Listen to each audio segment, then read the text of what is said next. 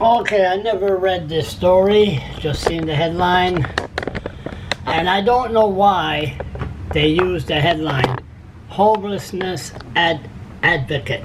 He wasn't an advocate for the homelessness. He wasn't. Anyway, I never read this. I know he was sent to for 5 days to see if he was fit to stand trial. I don't know if he's on the street. Let's read this. Because this is James Oickle, or Oickle, or whatever he wants to be called. People telling me, drop it. Stop covering this guy. But this guy came after me. This guy was a public figure on the street. Not an advocate. Public figure, a pain in the ass. You think I'm a pain in the ass? This guy was worse. Let's see what the court did with this guy. Okay.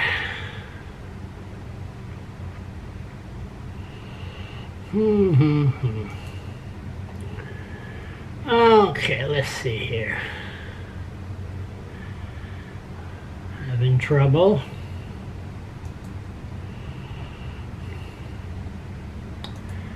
Okay. An outspoken, he was outspoken, all right. Homelessness advocate remains in custody. Good. After being found fit to stand trial. See, now he's in the system, so then they could keep him in custody as long as they want. Then he'll get a lawyer because I think it's an indictable offense, and then they'll say, well, I never had enough time to look at the whole disclosure, so there's a delay. He might get out of jail in next spring. That's the way I see it. Jim Norman Oickle, 65, or no fixed address, was remanded last week in order to undergo a 5 days cuckoo assessment. He's charged with assaulting Dale Vinson, on June 7th, mischief by interfering with the lawful use of property at King Street Pharmacy on July 15. Counts of assaulting Vincent Ring with a weapon, a needle, and threatening him, which he threatened me a lot of time. But go to YouTube, write James Oickle and Charles LeBlanc, Oickle, and you'll see when he confronted me. It wasn't pretty. And threatened him as well as 3 associated counts of probation violation. That's why we're following this, because he was on probation. He was in a cell, he put his shit on the wall, and he was on probation to keep good behavior for 1 year. And he broke every rule in the books.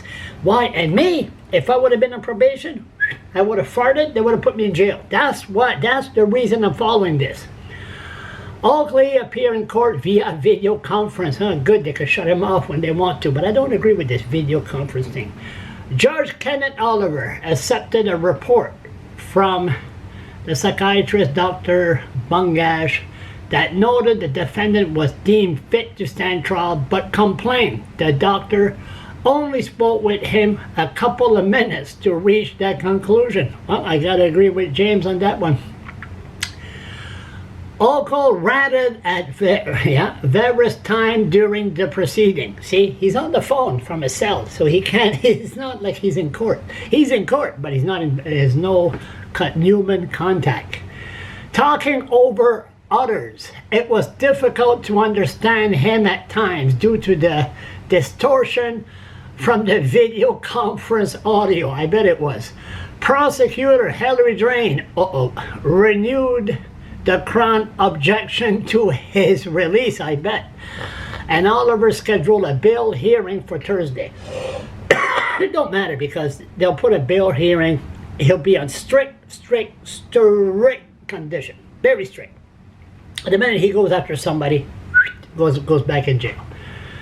Oickle has been highly visible presence in downtown Fredericton in recent years, sometimes erecting a tent in public spaces, including the front lawn of the Justice Building and on the sidewalk adjacent by City Hall. That's it.